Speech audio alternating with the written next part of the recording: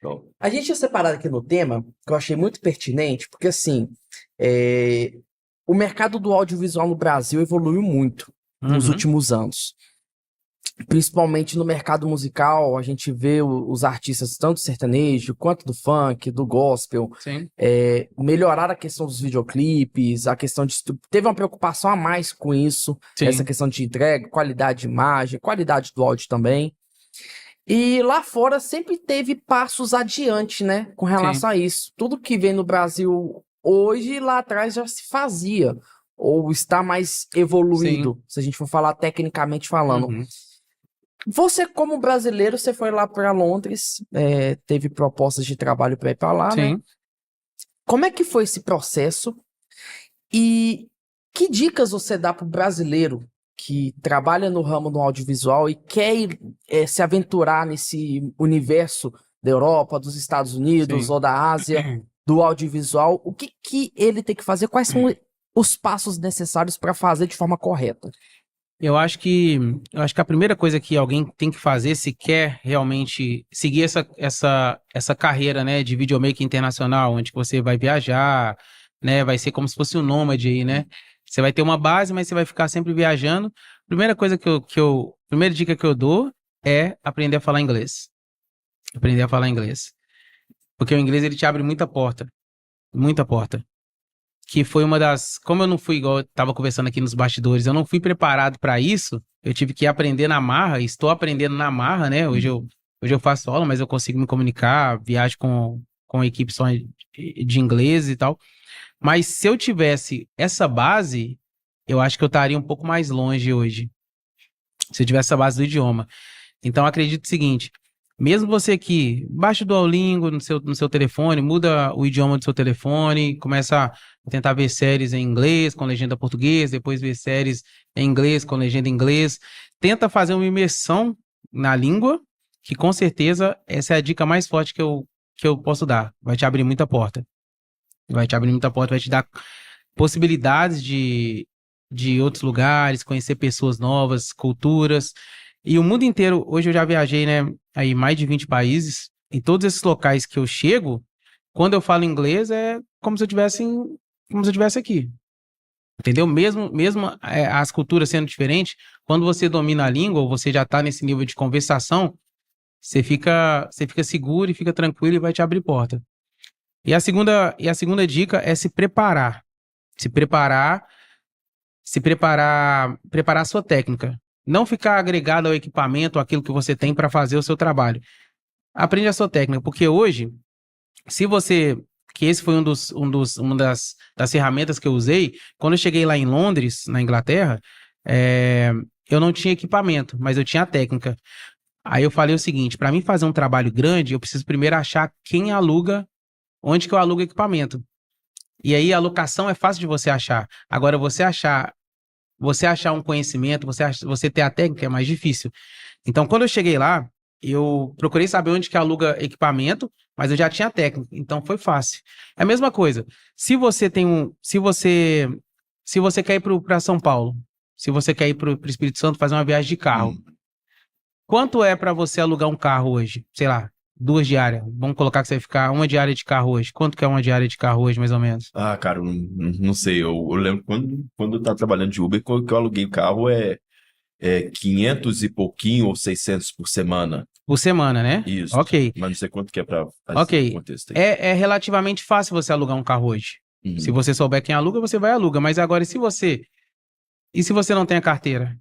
Aí você não tem pra onde ir. Não tem para onde ir. Então, eu faço essa analogia. O Uhum. conhecimento e a técnica, ela é mais importante do que o próprio equipamento, até mesmo o carro.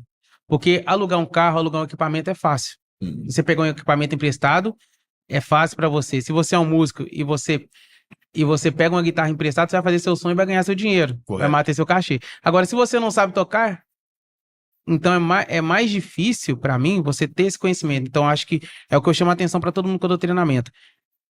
Estuda a técnica, deixa um pouco de lado o equipamento. No meu caso, na minha área, para você gravar, o que você tem que fazer para você começar a gravar? A gente tem 3 câmeras aqui gravando a gente. Para você gravar, é só você apertar o REC. Qualquer um faz. Eu chego com uma criança aqui, ó, aperta esse botão aqui. Você começou a gravar. Só que o que tá por trás do vídeo, o que tá por trás de um vídeo magnético? É a técnica e o conhecimento. Então, eu falo com todo mundo o seguinte, gente, foca no conhecimento. Então, as 2 dicas que eu dou é o seguinte, foca no conhecimento, deixa um pouco o equipamento depois lá na frente o equipamento vai ser importante. Você tem um equipamento que faz XYZ, vai ser importante, mas agora foca na técnica, começa a usar o que você tem na mão, que é às vezes o celular, né, que hoje tá muito na moda, na minha época não. Eu comecei há 13 anos atrás, na minha época não era assim, não tinha... Ou você era fotógrafo ou você era cinegrafista. A minha primeira câmera, pra você ter ideia, foi uma câmera de fita. Nem tinha, né? A cartão era... Você vê o salto que deu ao audiovisual. Ele não fez uma curva assim, foi subindo. Ele fez isso aqui, ó. Ele subiu. Então, hoje a gente tem inteligência artificial. Coisa que há 13 anos atrás, que é um curto espaço de tempo, não tinha. Então, é isso. Foca no conhecimento, o equipamento lá na frente e estuda o idioma. Com certeza você vai ter grandes possibilidades. Isso é até uma coisa que a gente estava conversando no off, né, antes de ligar as câmeras, né? Você falou que lá, pelo preço das coisas, tudo é muito mais acessível, né? Muito mais acessível. E isso é uma coisa até que eu ouço, às vezes, já ouvi, né, no passado distante, tinha alguns músicos falando assim, poxa, se nós brasileiros tivéssemos os equipamentos musicais, os instrumentos musicais dos gringos, a gente chegaria muito mais longe, né? Claro. Porque a gente causaria muito mais impacto na música Com internacional do que já causa, né? Porque o lá, você vai para ter um baixo top, você não gasta tanto dinheiro. Hoje, para você ter um baixo top, por exemplo, daí você gasta 30 mil, 40 mil, 50 mil, 60 mil. Sim. E lá, o mesmo baixo é o quê? Pelo menos o que eu lembro, assim, que eu vi em euro, né? É uns 5 mil euros, 4 mil euros. Sim. E você disse que, às vezes, o pessoal lá de fora tem a acessibilidade, né? Mas não tem a técnica, né? Não tem a técnica. E aí o brasileiro se destaca nisso. O brasileiro se destaca nisso. Foi quando eu cheguei lá, igual a gente tava falando nos bastidores. Quando eu cheguei lá, eu tinha o quê? Por exemplo, eu tinha uma câmera, que ela é uma... Todo mundo que conhece, uma Canon T3i. Você lembra, né, Rez? Uma Canon T3i. Quem lembra dessa câmera, né? Quem é da fotografia lembra. Sim. E aí, eu queria extrair o melhor dessa câmera. Eu tinha que estudar muito o equipamento, porque assim, a condição que eu tinha era só aquela. Então, vou extrair o melhor, vou extrair 100%. E aí tinha uns macetes, você instalava um programa nela que chama Magic Lantern, que aí deixava ela mais profissional, enfim. Então, eu venho dessa base. Eu venho dessa base de você ter o equipamento, custei comprar ali, não é o melhor, mas é o que eu tenho. Então, vou fazer o melhor com o que eu tenho. Então, eu acho que é isso.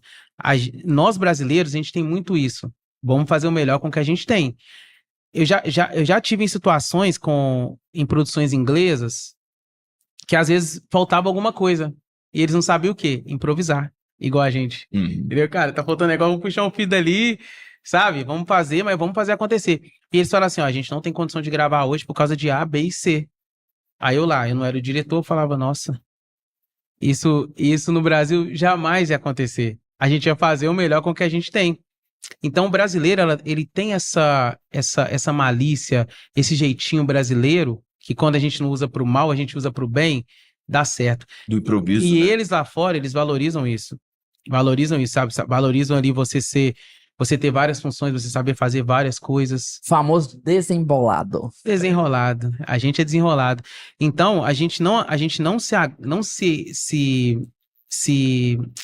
afilia, né? A gente não se liga tanto a equipamento, nós brasileiros. A gente se afilia em fazer o melhor com o que a gente tem. E quando a gente pega um equipamento bom, a gente já tem, pra mim, que é um dos principais pilares, a técnica.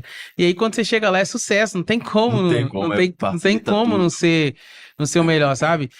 Por isso que, às vezes, muitos brasileiros, a gente fala brasileiro assim, né? Porque a gente é brasileiro, mas imigrante em si. Quando chega, eles se destacam, às vezes, numa limpeza, se destacam em alguma empresa, se destacam naquilo, porque eles pegam aquela oportunidade, aquelas ferramentas que eles têm e fazem o melhor com o que tem. Entendeu? E faz o melhor. Isso eu acho lindo, eu acho fabuloso no nosso povo isso. Então, quando a gente chega lá eles têm equipamento. Se talvez dando esse exemplo do baixo, se talvez esse baixista pegasse, cara, você vai ter que tocar num tonante aqui. Você vai ter que tocar num tonante, 4 cordas, que o seu baixo bom estragou. O cara às vezes não vai tirar o som, mas nós brasileiros vai. Faz que, irmão, você é doido? Eu comecei nisso aqui, vou tirar um sonzão. Entendeu? Tá chiado, mas tá bom. Entendeu? A gente vai fazer o melhor. Só que em alguns casos lá fora, eles falam assim, ó, eu não vou fazer isso, não. Porque eu tenho que tocar no meu 5 cordas, com o meu equipamento aqui, tal. Então, cara, nosso povo, ele se destaca muito nisso. A gente é desenrolado. A gente tem uma capacidade de improviso, de adaptação, né? Que nem você tá falando. Cara, é incrível A gente isso. olha pra você ver, eu lembro de um cara de uma igreja que eu congregava, que é a Batista Central. O nome dele é Lee, ele tem uma empresa de lanternagem. E uma vez eu tava num acampamento e o circuito do baixo de um baixista lá estragou na parte da bateria. Sim. Esse Lê, cara, ele pegou uma faca de serra e ele fez um negócio lá e fez a solda de um jeito ali muito improvisado, sem ferro de solda, cara. Ele conectou fio. E assim, ele falando, uma vez eu tava no Moinhos com ele, assim, eu só ouvindo ele falar, conversando com um outro brother lá da Batista Central, que é o Caleb. E o Lê explicando as coisas que ele faz, assim, de gambiarra, cara. E é um talento que o brasileiro nato. tem. Isso é lindo de demais. fazer gambiarra, de conectar as coisas. Tipo assim, se um fio aqui estragar o diácono aqui, o nosso setor de tecnologia, eu sei que ele vai dar um jeito, assim, vai pegar. E várias vezes já aconteceu, né? Agora não me vem a memória, né? Sim. Mas várias vezes acontece, né? Que a gente dá um jeito. Lembrei de uma situação. Tava num show e o jack do meu baixo ficou um pouco frouxo e eu fui desparafusar a parada com a chave, cara. Entendeu? Tipo assim, se talvez fosse lá na Europa, a galera ia, não, quero uma chave específica, vai estar com a chave de casa desparafusando o parafuso, sabe? E resolveu. E resolvendo. Cara, é isso que o nosso povo tem. É isso que é a característica, não só do nosso povo, mas a característica do imigrante quando tá numa terra diferente. Acho que é isso. Porque a maioria das pessoas que vão imigrar é porque querem alguma coisa diferente ou querem uma vida melhor. Então, quando a gente chega lá, a gente fala, cara, eu tô aqui, vou destruir aqui, vou fazer o meu melhor. E é isso que às vezes os nativos fazem, né? Que eles às vezes eles ficam ali na zona de conforto dele. Você fez A e B, é isso e tá tudo certo, entendeu? Pra você ter uma noção, a gente tava falando sobre isso esses dias. Por exemplo, hoje, né? Eu falo inglês e português. Sim. Né? A maioria dos ingleses só fala inglês. A maioria dos americanos só fala inglês. Sabe, eles não têm essa coisa São bem nacionalistas, no caso. Eles não têm essa... Porque pra eles, com essa característica de, tipo assim, eles não têm essa característica de, sabe? São poucos que são imigrantes, então eles não se preocupam nem em aprender outra língua. Entendeu? Então nós brasileiros, nós imigrantes, a gente tem essa característica de chegar, não, tô aqui, eu vou aprender outra língua. Vou viver a cultura deles e... Sabe? Vou me adaptar. Vou virar um deles. E vou me adaptar, vou virar um deles. Então, esse jogo de cintura, muita gente que sai do Brasil fala muito mal do Brasil, né?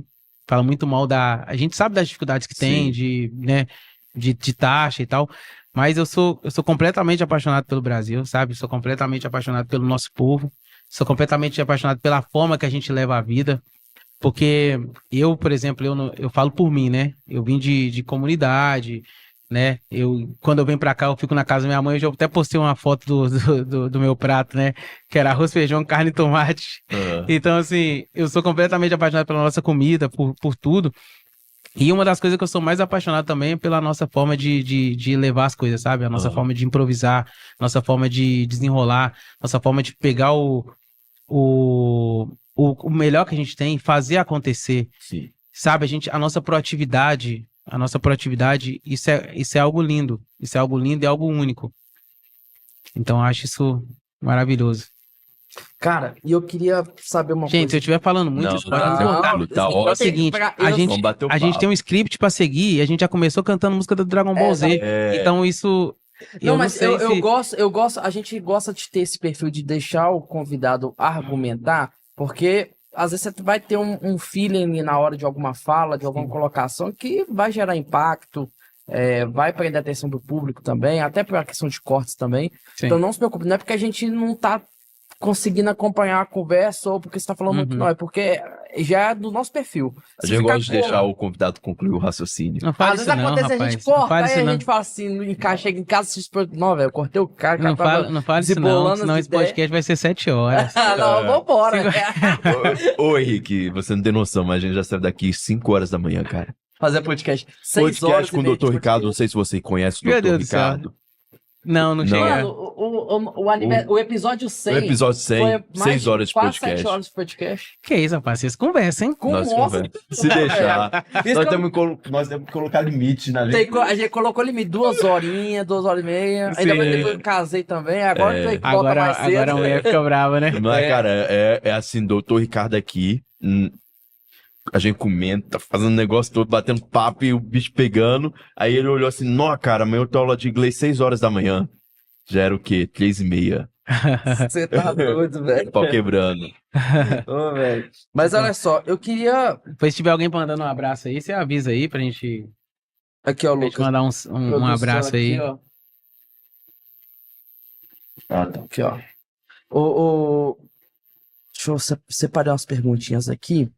O Henrique, a primeira coisa que eu queria saber é o que te fez sair do Brasil para ir para Londres, primeiramente. Rapaz, foi falta do que fazer, viu? Porque motivo